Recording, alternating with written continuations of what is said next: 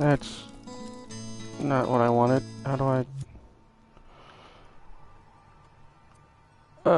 bad start. I just wanted to find... Okay. Perhaps I should have tested them out first.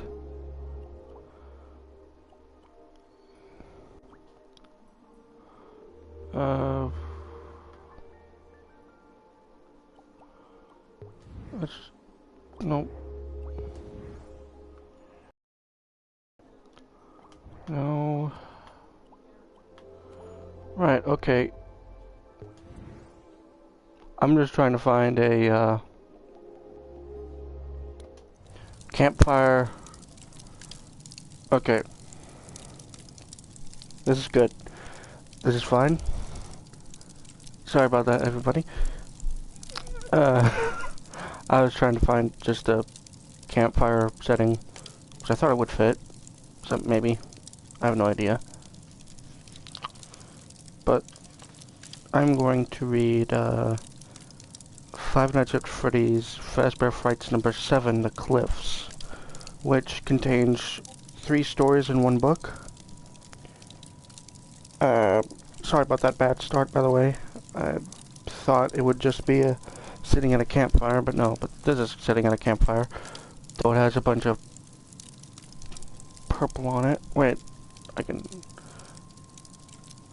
Well, crud. It's fine. It'll do for now. How about I just start reading? Sorry about this. Alright.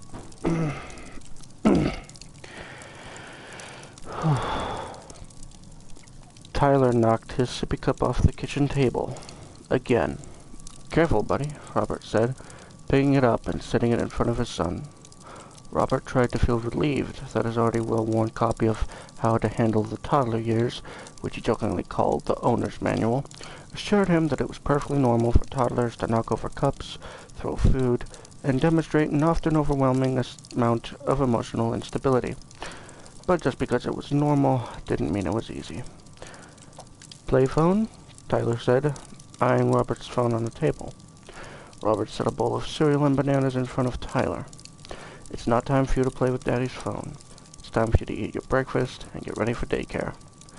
Tyler, distracted by his bowl of Cheerios, sliced banana, and sippy cup of milk, began happily eating. That's another thing about 2-year-olds, Robert thought. Their emotions can turn on a dime. When Robert had last taken Tyler to the pediatrician, he had unloaded on her about Tyler's wild mood swings.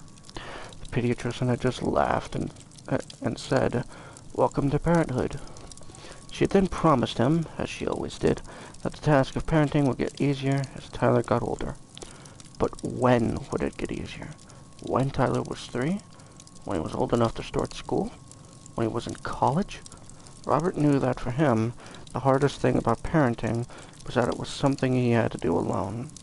He had never planned to be a single parent, but he had no choice now that Anna was gone. Robert had met Anna his junior year in college. He had never believed in the finding the one theory of romance. Surely there wasn't just one person in the whole world who was right for you. And yet his and Anna's connection was immediate. They loved the same books and movies. When they started having more serious conversations, they discovered that they shared deeper values too. They dated through the rest of college and got engaged right after graduation, agreeing on a 1-year engagement to give them some time to get used to being real grown-ups with real jobs before they got married. Robert settled into a steady but not terribly exciting job with a local lifestyle magazine, and Anna got a position as a first. They got married barefoot on the beach, and both sets of their parents chipped in to help them out with a down payment on the house. Their little bungalow had seen better days, but it still had plenty of charm, especially for young, energetic first-time homeowners who were willing to put some elbow grease into renovating it. The only downside, as far as Robert was concerned, was the house's location, right next to the town's most notorious geographical feature, the cliffs. Although these rocky outcroppings possessed a rugged beauty, they also had a grisly history. Highest of them was nicknamed Jumper's Cliff by the locals because it was a common site for suicides over the generations. It seemed that everyone knew of someone who had chosen to end it all at the cliffs. The jilted high school homecoming queen from Robert's mother's generation, the businessman who lost all his money due to bad investments, the grandmother with a terminal cancer diagnosis. There were stories about cliffs that were a fact, stories that were fiction, but true or not, these tales made people look at the geological features with a mixture of fear and awe, especially Jumper's Cliff. Teenagers gathered there and creeped each other out with scary stories. Younger kids whispered that the ghosts of the departed still haunted the place where they had chosen to make that final leap. Robert had grown up hearing those stories. The cliffs creeped him out. Anna insisted that, while the suicides themselves were sad, the cliffs were just rocks. Didn't really mean anything. Besides, the house's proximity to the cliffs was why it had been such a steal. Attributing any dark meaning to the cliffs was nothing short of superstition. Pardon me.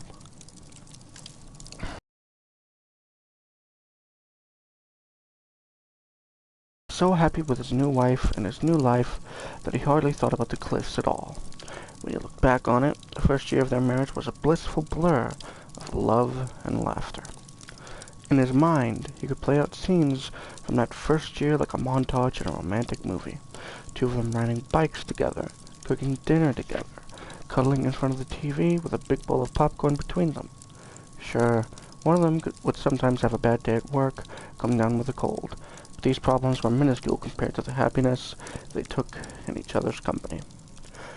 Although the first year of their marriage had been great, the happiest time in Robert's life had come when Anna was pregnant with Tyler. They had been married 2 years when they found out she was pregnant. They were both over the moon with delight. There was something about the idea that they had created a new human being because of their love. It seemed almost magical. As happy as they had been as a couple, they knew they would be an even happier family. Throughout Anna's pregnancy, she had glowed like some kind of ancient mother goddess from mythology. Robert had glowed too, so full of love he didn't know what to do with all of it. He massaged Anna's feet when they were sore after she came home from teaching all day.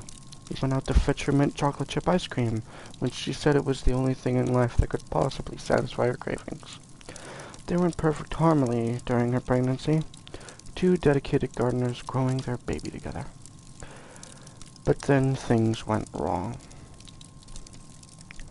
2 months before the baby was due, Anna started complaining of swelling in her hands and feet.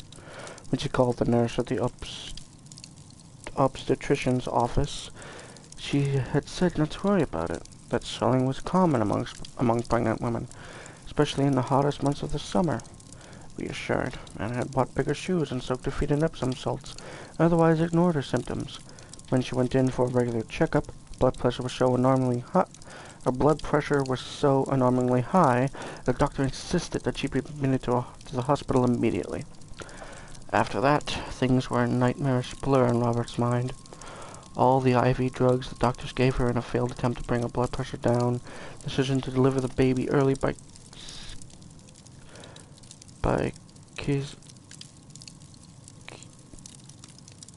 cesarean.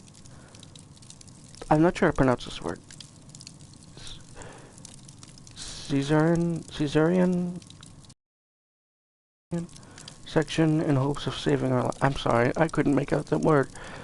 I never saw that word before. In hopes of saving her life. Massive stroke she suffered on the operating table that left Robert a single father. For a long time, he was numb. None of it even felt real. Since Tyler was born early, he was tiny and unable to breathe on his own without exhausting himself. He had to stay in the hospital for a few weeks until he gained weight and his lungs developed more. In the shocked days, Robert would visit his new baby at the neonatal intensive care unit, scrub his hands, put on a face mask before entering the brightly lit white room, lined with plastic incubators in which impossibly tiny babies lay. Robert would stand by his own son's incubator and look at tiny Tyler's small, skinny body, wearing a diaper the size of a fast food napkin. The parents of other babies in the NICU always looked tired and worried like Robert did, but they arrived in couples, so at least they had each other. In horror, Robert would look at his son and think, "Kid, I'm all you have in this world. It was not a good way to start out in life. Motherless and stuck with a father who couldn't eat, sleep, or go a full hour without crying. In an exhausted, grief-stricken state, there were only two facts Robert knew for sure. One, he was all that Tyler had. Two, he was not enough. Robert had muddled through the last 2 years, managing to hold down his job somehow and provide Tyler with food, clothing, and shelter. Robert had withdrawn from his friends because he didn't want their pity, because for a single father of a toddler, grabbing a bite to eat after work with his buddies was not an option. At 5 o'clock sharp, he had to leave the office to pick up Tyler from daycare. After that, it was time to go home and fix his supper. Then came playtime and bath time, and if Robert was lucky, and Tyler would actually fall asleep, bedtime. Sorry. The toddler owner's manual was clear. Without a regular schedule, life with a toddler descended into chaos. Robert had quite enough chaos in his life, so he tried not to deviate from the daily schedule.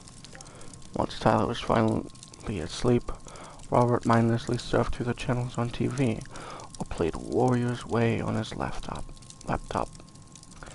Sometimes Bartholomew, the orange cat, sat with him. Most often, he did not.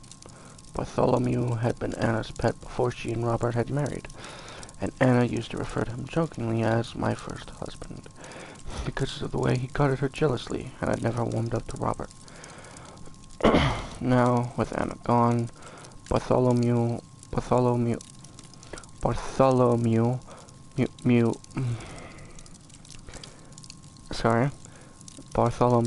would accept food or the occasional pat from Robert, but he never gave Robert the impression that he was doing anything more than tolerating him because he was the dispenser of cat food. Was Robert lonely? Yes, painfully so.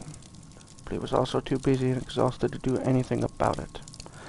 After Tyler's bedtime, he allowed himself 2 or 3 hours of mindless screen time, of one kind or another, until he fell into bed himself, knowing that he was going to wake up to a day that was nearly identical to the one before, with the type and duration of Tyler's mood swings being the only wild card. Right now, though, as Tyler was contentedly picking up Cheerios, stuffing them in his mouth, he was adorable. His hazel eyes, the same shade as Anna's, were framed by long, sooty eyelashes. His curly black hair surrounded his head like a halo, and his mouth was a cherubic rosebud, also like his mom's. In fact, Tyler resembled his mother so much that it made Robert's heart hurt. Looking at his son, Robert felt overwhelmed by love, but also fear. What if he lost Tyler like he'd lost Anna?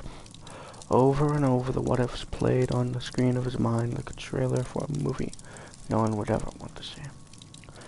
Even though Robert couldn't look at Tyler without thinking of Anna, he never talked to Tyler about her. Tyler was too young to understand death. Robert wasn't doing such a great job of understanding it himself.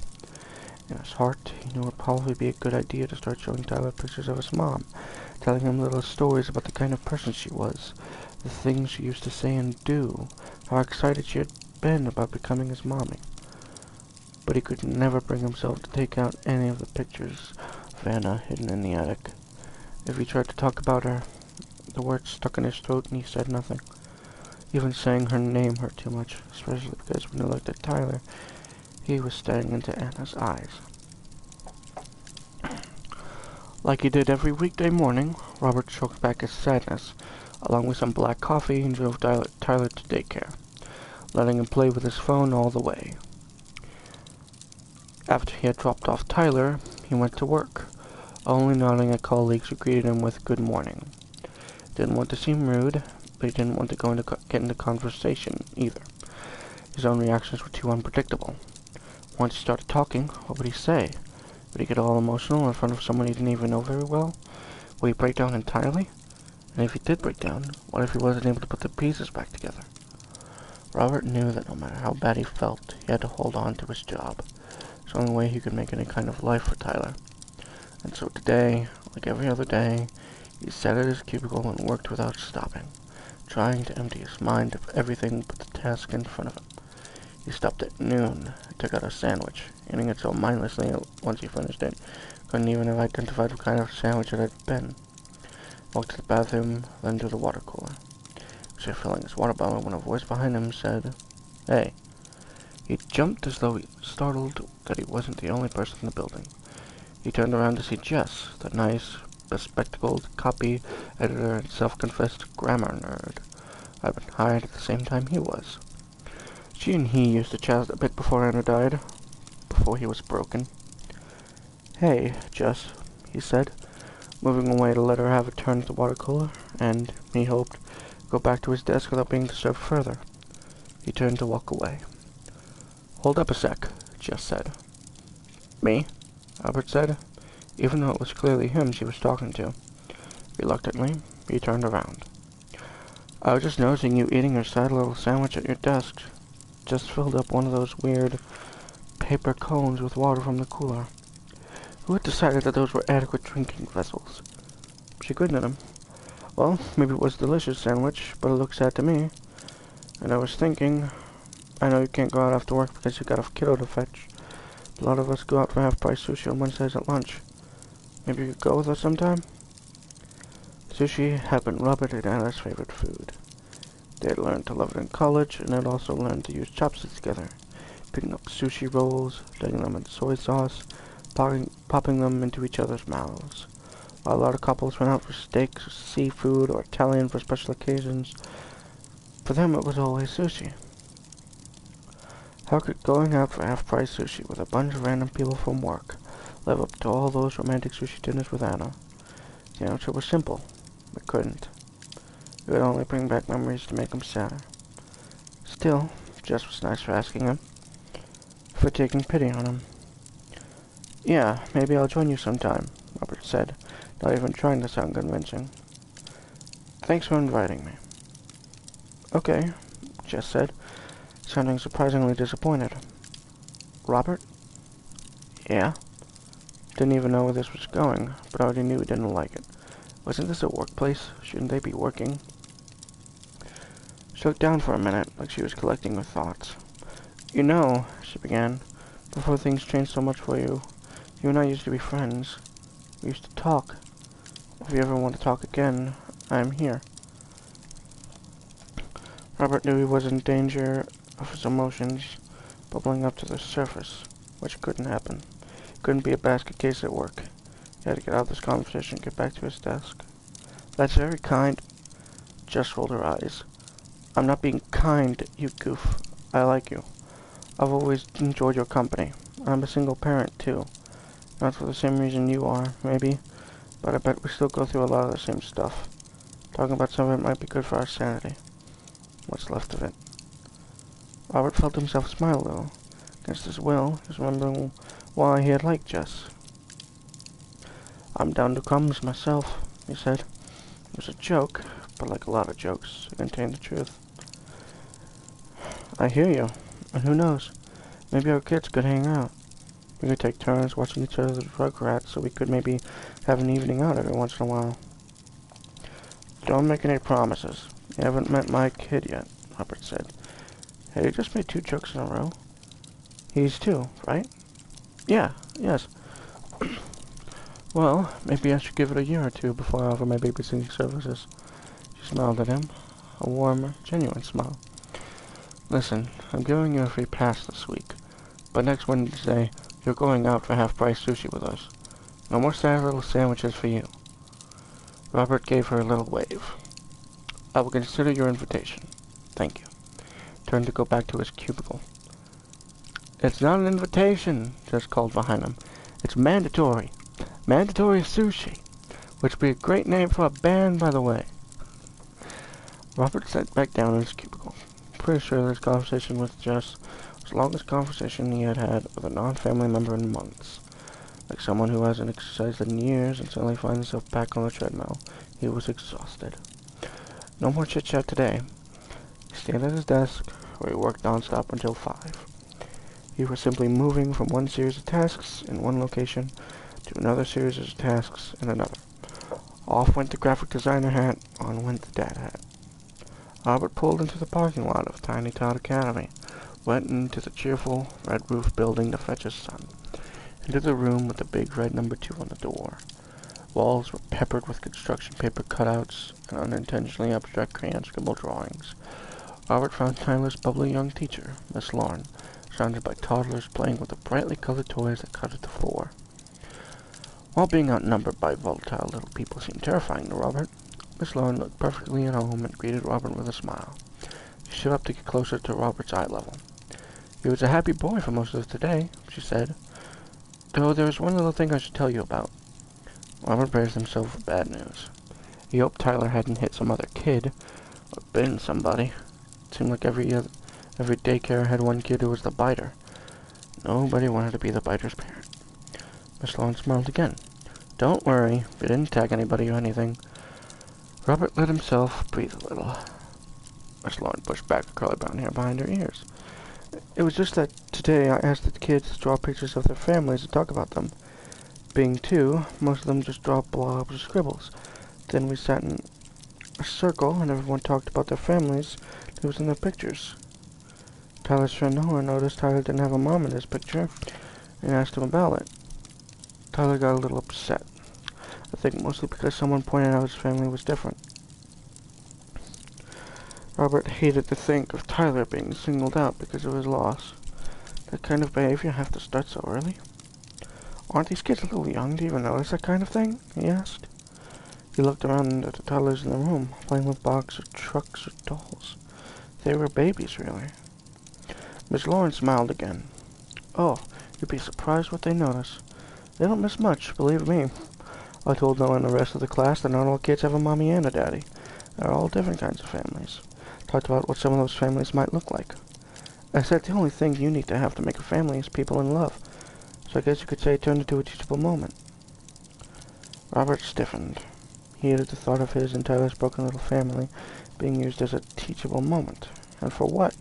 So the other kids could feel sorry for Tyler instead of just making fun of him? He didn't want his son to be the object of ridicule. But he didn't want him to be the object of pity, either. There was no point in saying anything negative to Miss Lorne. She was so young and bright-eyed and idealistic, criticizing her would be like kicking a friendly puppy. He finally heard himself say, "Thank you for letting me know." It sounded stiffer and more formal than necessary, but at least it was polite. "You're welcome," Lauren said. "I just thought I should say something in case, you wanted to talk about it with Tyler at home." "Right," Robert said. He didn't want to talk about it. Not at home with his son, definitely not here with a near stranger. "Ready to go, buddy?" he called to Tyler from across the brightly decorated room. Tyler looked up from the plastic dump truck he was rolling back and forth and said, "Daddy." He grinned, jumped up, and ran to Robert, his arms outstretched. "See?" Miss Lawrence said. "A happy boy." Robert had a hard time taking comfort in this statement. If Tyler has a happy boy, it's only because he didn't yet understand what he was missing. Robert didn't really want to stop for groceries on the way home, but he didn't see any way around it. Robert didn't care much about eating, but he knew that if nothing else, he had to make sure his kids' basic needs were met. Once he got Tyler safely strapped into his car seat, he said, "We need to stop at the store on the way home, buddy. We're out of milk and juice." Toddlers ran on milk and juice the way cars ran on gasoline. They had to have it, and they burned their way through it at an alarming and expensive rate. "Milk, juice," Tyler said. "That's right. Buy some at the store. You can pick what kind of juice you want. Apple." Sorry, Tyler sang. For some reason, when it said the word apple, it came up with a B at the beginning. "You want apple juice?" Robert said. This was the way the Tyler's only manual said to handle kids' mispronunciations. Not to call attention to them, but to make sure you repeated the word correctly. "Yeah, apple juice." Tyler cheered. I'm sorry laughing at it. "You got it, buddy." Robert turned into the All-Mart parking lot, prepared himself for the ordeal of shopping. Tyler owned one t-shirt with Freddy Fazbear on it. Robert had never thought of his son as a Freddy fanatic. He was too little, for one thing. As he pushed Tyler in the shopping cart past the toy aisle, Tyler pointed his index finger and yelled, "Freddy," at the top of his tiny lungs. Was that, buddy? Robert asked, looking around to see what Tyler was saying. For a second, he thought Freddy was a kid Tyler recognized from daycare. Freddy! Freddy! Tyler yelled, his eyes wide with excitement. Robert followed the line of his son's pointing finger to a display of identical plush brown bears, wide smiles, thick black eyebrows, black top hats. Packaging proclaimed that what Tyler was looking at was a toy called Tag-Along Freddy. How did Tyler know that? With a surge of guilt, Robert realized how Tyler most likely knew. Robert was especially exhausted, too sad to cope, and this happened more often than he would like to admit, plopped Tyler down in front of the TV.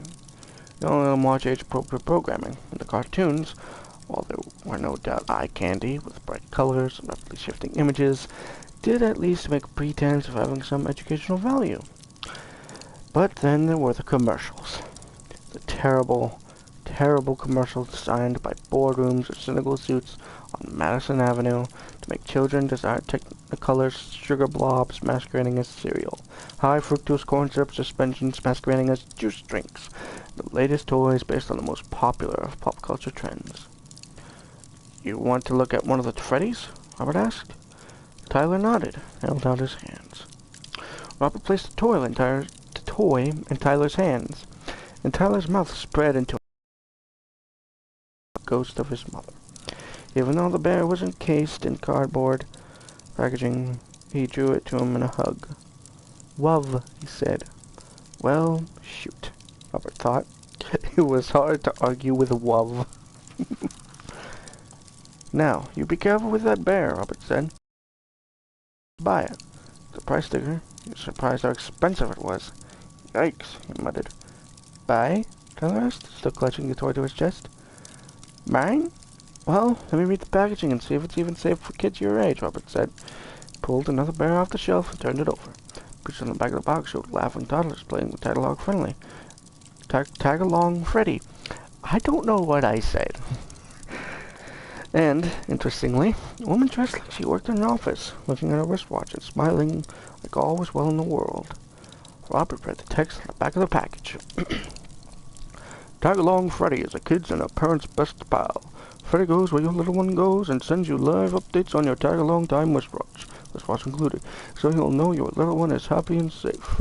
You may have to be out of sight sometimes, but Tag-Along Freddy is the bear who is always there.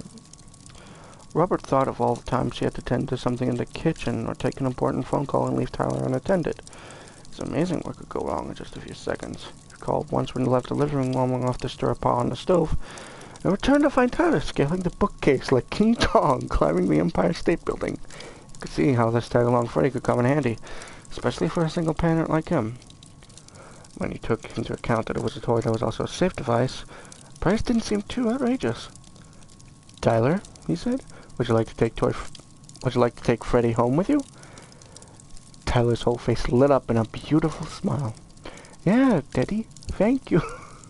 Miss Lauren at daycare had told Robert they had been working on pleases and thank yous, but this was the first time he had ever heard Tyler say thank you, without being prompted by what do we say? You're welcome, buddy. I'm loving those good manners. Getting the bear in the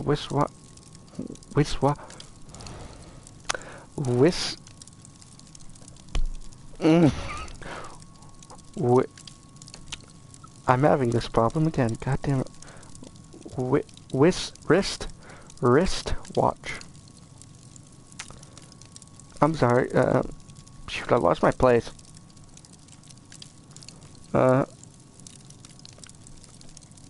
Getting the bear in the wristwatch set up and working was mildly annoying, but could have been worse. After about 15 minutes of fussing with directions and batteries, Robert had everything in working order. He handed the bear over to Tyler and said, "Why don't you play with Freddy while I get our supper started?" "Freddy," Tyler said, giving the bear a hug. In the kitchen, Robert put on a pot of water to boil, dumped the contents of a jar of spaghetti sauce into a pan. He was getting the lettuce, carrots, and cucumbers out of the fridge to start a salad when his Tag-Along Freddy time wristwatch vibrated. The screen said, "A message from Freddy." Robert tapped the screen, and a text appeared. "It's all good. I'm playing with my best buddy." Cute. Robert couldn't help but smile. Robert sliced carrots and cucumbers for the salad, put the pasta on to boil. When he went in the living room to tell Tyler it was time to eat, the little boy was holding Freddy on his lap and reading to him one of his little board books, My First Book of Colors. Every time Tyler did something this adorable, Robert wished Anna was here to see it. But who was he kidding? He always wished Anna was here. I Freddy's daddy. No! Oh. That's it. Oh.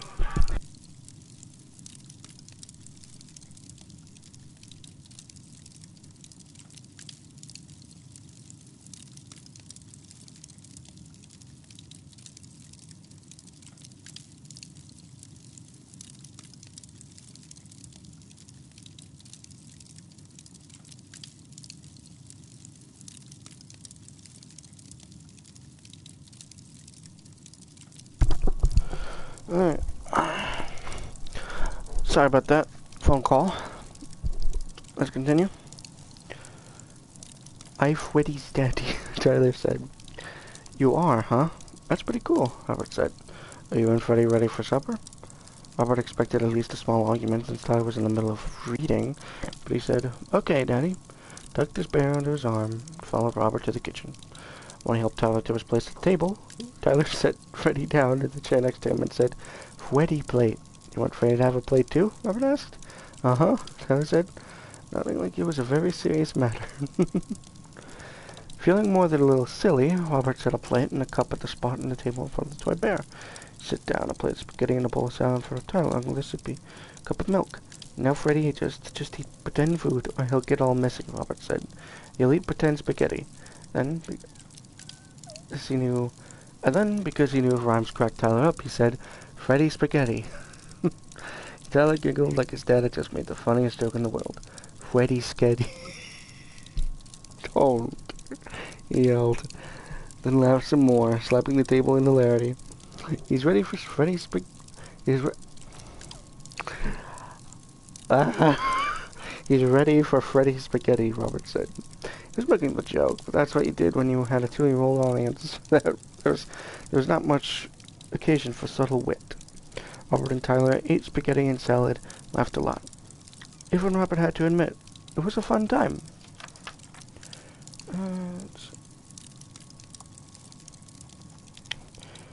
Downside to feeding toddler spaghetti was that it made a bath necessary, pronto. Tyler's face was so smeared with orange goo, when he smiled, he looked like a jack-o'-lantern. Somehow he'd even managed to get noodles in his hair. Okay, buddy, Robert said, steeling himself in preparation for a tantrum. We're going to have to go straight to the bathtub after this. Freddy bath too? At last. Freddy can't get wet, but he can come along, Robert said. Okay, Daddy, Tyler said, picking up his bear and walking towards the bathroom. Talking Tyler into a bath usually involved such elaborate negotiations, Robert felt he should involve the United Nations. Couldn't believe tonight's routine was going so easy. It was funny, though. Much as Tyler usually argued about bath time, once it was in the water, he loved it. Robert threw Tyler's collection of rubber duckies and toy boats in the water, and the boy was happy to splash and play. Robert set Freddy down on Tyler's toddler step.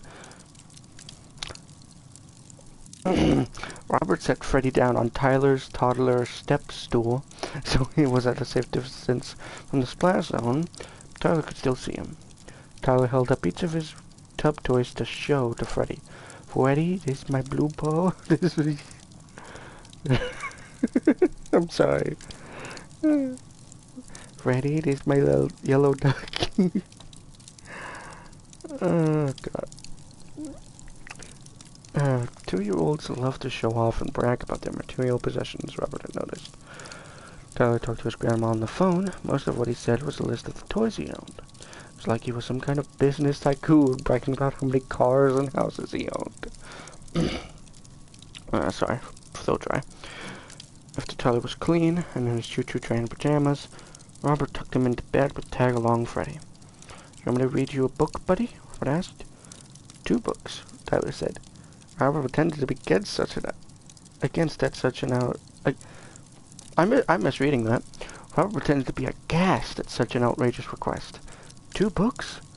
'Cause I'm 2, Tyler said. And that explained everything. Well, I guess I can't argue with that. Robert scooted a chair next to Tyler's bed and looked over at Tyler's bookshelf. The silly chicken, Tyler said. Robert pulled out the book about the silly chicken. Do the voices, Tyler said. Robert read the book about the silly chicken, complete with silly chicken voices. Tyler giggled because the book was funny, but also Robert suspected because it was hilarious to hear your parent making a fool of himself. Now the piggy one, Tyler said. Robert obeyed. By the end of the piggy story, Tyler's eyes were drooping. Seconds after Robert closed the book, Tyler wrapped his arms around his tag-along Freddy and went right to sleep. Robert couldn't believe how much easier the regular task of parenting had become with tag-along Freddy. Couldn't believe he almost didn't buy the bear because it seemed too expensive. Would have been worth it at twice the price. Robert got a soda and a snack from the fridge and settled in to watch a dumb but fun action movie he'd missed because he never got to go to any... Because he never got to go to the theater anymore. He knew he could hire a sitter, but he already felt bad leaving Tyler in daycare all day. He wanted to spend all the time he could with him. As a little boy, he had already been deprived of a mom. As a dad, Robert already felt he was inadequate or enough. The least he could do was try to be present all he could. Just like in school, even if you weren't great at it, you could generally get by if you put in some effort and showed up. It wasn't a great parenting philosophy, but it was one Robert could work with. As the movie's opening credits ran, Robert felt a buzz from his tag-along time wrist watch. The watch screen read a message from Freddy. He tapped it, and the text said, "Fast asleep." Nice. Robert let himself relax. The movie was the exact kind of thing Anna would have hated, but Robert enjoyed the brainless entertainment of cars chasing each other and guns blazing. He knew he would have enjoyed the movie more if Anna had been beside him, making snarky comments about the improbability of the situations, cheesiness of the acting. She'd always been very tolerant of him being equally snarky, and he watched the romantic comedies she liked. Even with his ever-present loneliness, still one of the most relaxing nights he'd had in a long time. He knew he had Tag-Along ready to thank for his easy evening. Seems that's a good stopping point, actually. I need to go do some stuff in real life, and I need to find a thing to mark my spot. Shoot, because I don't want to bend the thing. Oh. This'll do.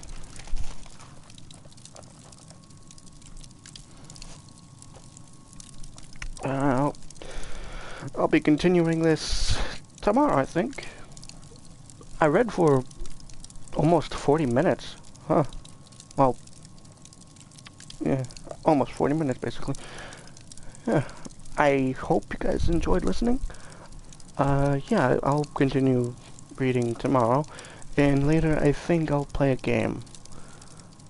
So, yeah. Hope you enjoyed.